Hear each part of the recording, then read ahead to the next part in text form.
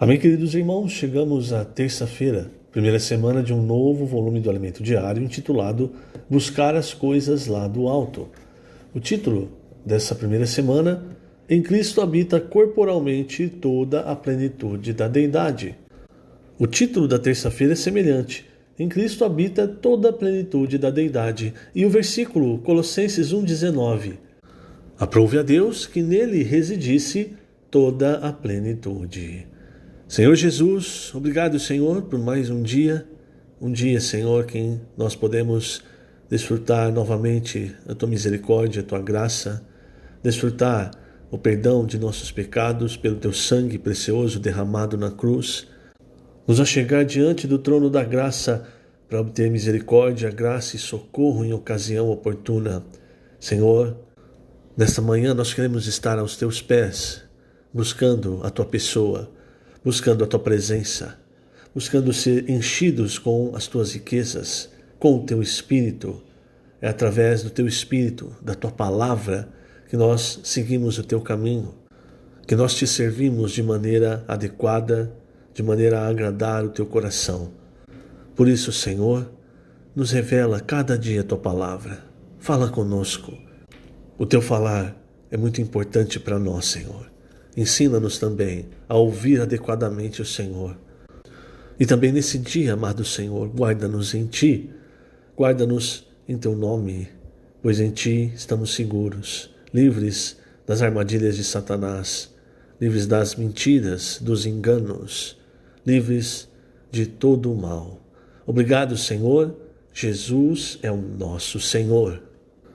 Muito bem, queridos irmãos, o título então da terça-feira: Em Cristo habita toda a plenitude da deidade. Então, o que significa isso? Eu vou ler alguns trechos do Alimento Diário. É importante hoje nós entendermos algumas verdades. Eu vou começar na página 10, logo no primeiro parágrafo. Em Colossenses, Paulo afirma: Porquanto nele habita corporalmente toda a plenitude da divindade. Colossenses 2,9. Prefiro substituir a palavra divindade por deidade, porque a palavra grega usada é theotes. Na concordância de Strong, o significado em grego da palavra é divindade, como também o estado do ser de Deus ou o próprio Deus. Em todo o Novo Testamento, theotes foi usado somente aqui. Diferentemente, em Romanos, a palavra grega para divindade é theotes, não theotes, e indica os atributos divinos ou a natureza divina, como lemos: porque os atributos invisíveis de Deus, assim o seu eterno poder, como também a sua própria divindade. Isso é Colossenses 1,20. Aqui se refere à própria pessoa de Deus, ou ser de Deus. Por isso, nesse versículo, Colossenses 1,19, preferimos traduzir para a plenitude da deidade, atributo que só Deus tem. E a plenitude da deidade é Cristo. Então, por que eu li esse começo? Para nós entendermos, irmãos, o seguinte: nós estamos recebendo os atributos de Deus, a natureza de Deus. Isso é o que o apóstolo Pedro nos mostra. Na sua segunda epístola, logo nos versículos 3 e 4, ele fala que nos tem sido doadas todas as coisas que conduzem à vida e à piedade. E vida aqui, a palavra vida no grego aqui é zoe, que significa a vida divina, não é simplesmente a vida física ou a vida da alma.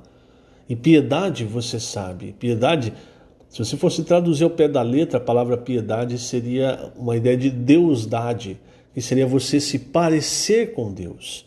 Então, o que Pedro quer dizer? Ele quer dizer que Deus está infundindo em nós, está nos doando todas as coisas que nos fazem parecer com Ele, ter a imagem de Cristo. Agora, logicamente que isso não quer dizer que nós vamos ter a deidade. Por isso, diferenciar aqui. A deidade, irmãos, é o que qualifica como Deus. Só Deus tem a deidade. Agora, nós, irmãos, estamos recebendo a vida de Deus. Nós estamos recebendo a natureza de Deus. Veja, no versículo 4, ele fala que nos têm sido doadas as suas preciosas e muito grandes promessas, para que por elas vos torneis coparticipantes da natureza divina. Isso significa, irmãos, crescer em vida. A vida de Deus aumentar em nós, e isso faz com que nós, cada vez mais, tenhamos a natureza divina, a natureza de santidade. Essa natureza vai nos livrando da corrupção, das paixões que há no mundo, e essa natureza vai nos dando a piedade, quer dizer, ela vai nos transformando na imagem de Cristo. Então, quando o Senhor voltar, Filipenses 3 nos mostra que nós vamos ter um corpo de glória como o de Cristo. Então nós temos a vida, a natureza de Deus, vamos ter um corpo semelhante ao corpo de glória do Senhor, mas nós nunca vamos ter a deidade, apenas Deus é Deus. Embora hoje nós tenhamos a vida de Deus dentro de nós e estamos sendo transformados à imagem do Filho de Deus. Um exemplo, talvez seja um exemplo pobre, mas veja, quando eu olho para você, eu consigo ver traços na sua personalidade, no seu rosto, na sua maneira de agir do seu pai e da sua mãe. Então, é muito fácil olhar e ver, esse aqui é filho do fulano, da ciclana, por quê? Olha só, é igualzinho o rosto, o jeito que ele fala, o jeito que ele mexe as mãos, o jeito que ele sorri. Por quê? Porque você não é só um ser humano, mas você herdou toda a genética do seu pai e da sua mãe. Então você não precisa imitar o seu pai e a sua mãe. Só de você viver, você já expressa que você é filho deles. Agora você nunca vai ser o seu pai, você nunca vai ser a sua mãe. Entende? Nós, irmãos, então temos a vida de Deus que crescendo nos torna semelhantes a Deus, no sentido de a piedade, entenda isso, de nós sermos conformados, transformados, melhor dizendo, à imagem do Filho de Deus. Porque afinal de contas o Senhor está nos enchendo com a sua vida, com o seu Espírito, mas nós nunca vamos ser Deus, entende? Nós apenas podemos ter a vida de Deus, elementos de Deus, ser como Deus em vida e natureza. É o que vai acontecer na volta do Senhor, principalmente quando a salvação se completar. Porque nós temos a salvação do nosso espírito, que nos livra do lago de fogo, a salvação eterna. Estamos salvando a nossa alma, quer dizer, o nosso ser, no sentido de realmente nos enchermos com a nossa alma, com a vida de Deus, com a natureza de Deus. É isso que Pedro está falando. E no final, quando o Senhor voltar, irmãos, a última parte, que é o nosso corpo, que é onde está o pecado está na nossa carne. O Senhor então vai nos transformar. Então nós vamos estar totalmente livres do pecado. Nós vamos ter a vida e a natureza de Deus plenas, mas não a deidade. Então é importante nós entendermos isso. Outro trecho, irmãos, que eu quero ler, na página 11, primeiro parágrafo, ele fala então agora de Cristo ser a plenitude da deidade. Porque Paulo, ele diz em Colossenses 2, que nele, em Cristo, habita corporalmente toda a plenitude da deidade. Por quê?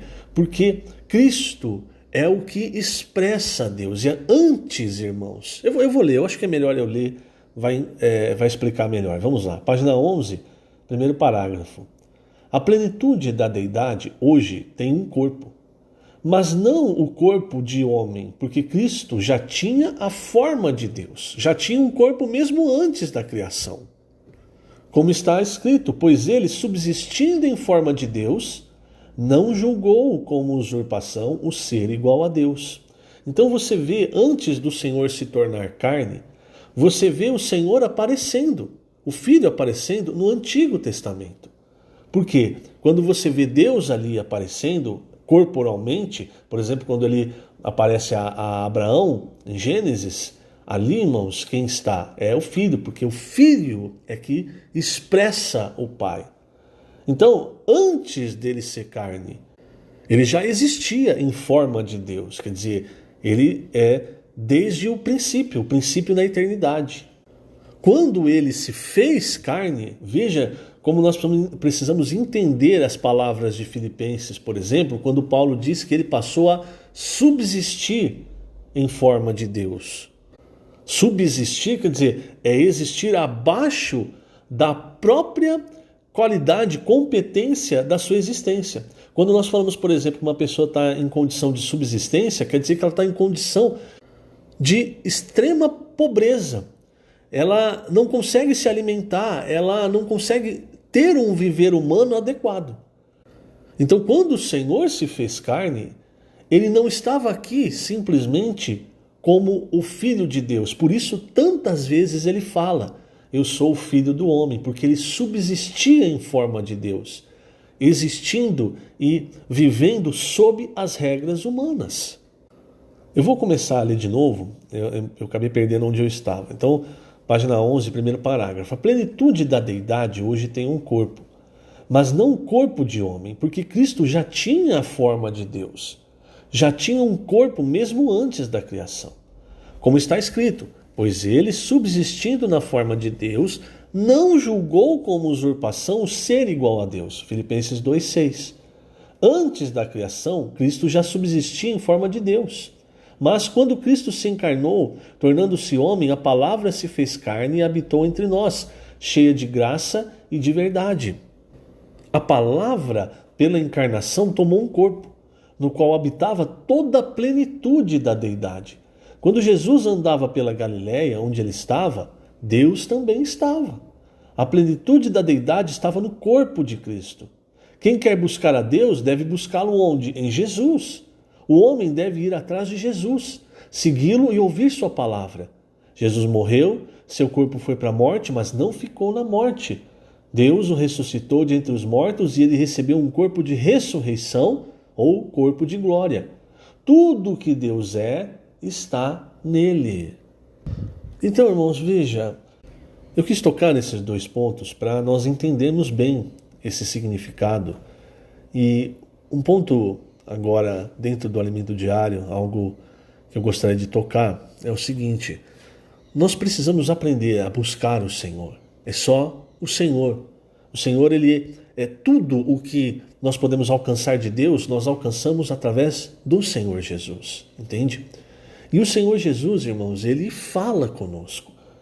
E ele fala através do nosso espírito, da unção, ele fala através de homens, enfim. O que nós precisamos aprender é a ouvir a voz do Senhor. E não meramente olhar as circunstâncias e falar, esse aqui parece que fala por Deus, então vou ouvir ele. Aquele ali não, então não é uma questão de aparência. Veja quando o Senhor Jesus ressuscitou antes dele ascender, ele apareceu para os discípulos em João 21, e a princípio os discípulos não o reconheceram.